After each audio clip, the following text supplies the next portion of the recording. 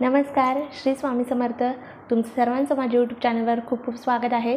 स्वामी महाराज तुमच्या मनातल्या सगळ्या चांगल्या इच्छा पूर्ण करून आजचा दिवस तुम्हाला शुभ जावो हीच महाराजांचरणी प्रार्थना करते आणि आजच्या व्हिडिओला सुरुवात करते. गेले अनेक दिवस 4-5 महिने झाले आपला एकही व्हिडिओ आलेला नाही आहे. त्याबद्दल मी तुमची सर्वांची क्षमा मागते. पण यानंतर आपला व्हिडिओ दररोज येईल आणि तुम्ही या पहिले जसं चॅनलवर प्रेम केलं तसंच यापुढे देखील करा अशी अपेक्षा करते आणि आजच्या व्हिडिओला सुरुवात करते.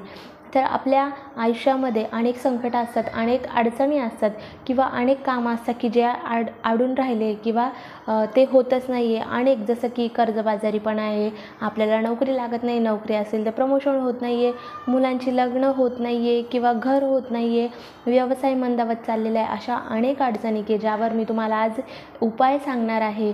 तुम्हाला गुरुचरित्र हा ग्रंथ माहितीच असेल.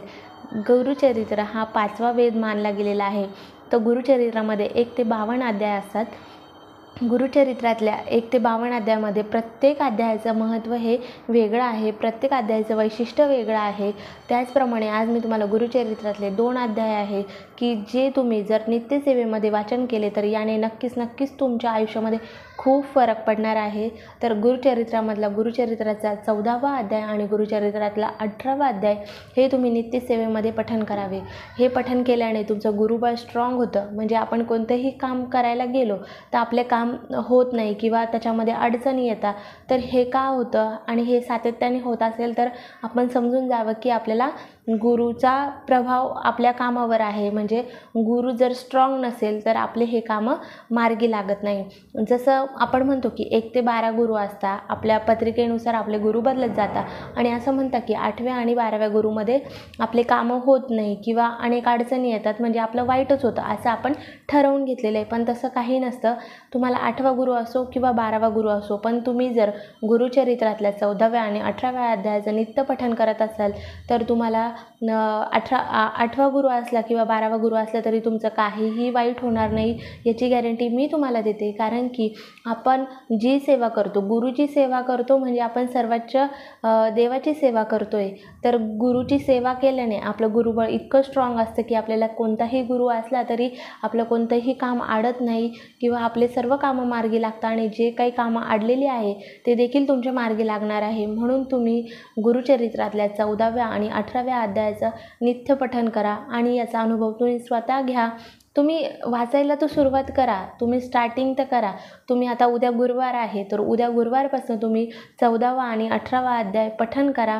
बघा तुम्हाला 1-2 महिन्यामध्येच रिझल्ट येईल की तुम्ही हा अध्याय नित्यसेवेमध्ये वाचन केल्याने तुमच्या आयुष्यामध्ये जे काही कामं अडलेली होते किंवा जे अडसर आपल्या कामामध्ये होते, तुमच्यावर कर्ज आहे, तुमचं घर होत नाही, प्रमोशन होत नाही, अशा अनेक अडचणी की ज्यावर मात करणार आहात, तर तुम्ही हे अध्याय वाचायला सुरुवात करा आणि तुमच्या आयुष्यामध्ये काय फरक पडतो हे तुम्ही स्वतः अनुभव घ्या.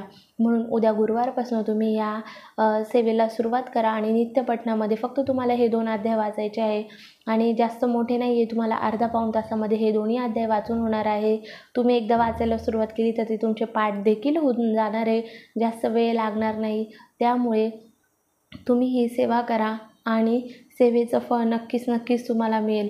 फक्त याच्यामध्ये तुम्हाला एक नियम पाळायचा आहे. तुम्ही जेव्हा गुरुचरित्राचा अध्याय वाचणार असाल तेव्हा तुम्हाला मांसाहार वर्ज्य करायचा आहे आणि ज्या दिवशी तुम्ही मांसाहार घेणार असाल तर त्या दिवशी तुम्ही वाचन करू नका. त्या दिवशी तुम्ही स्किप करा, दुसऱ्या दिवशी तुम्ही वाचन करा. बाकी याला कोणताही नियम नाही आहे.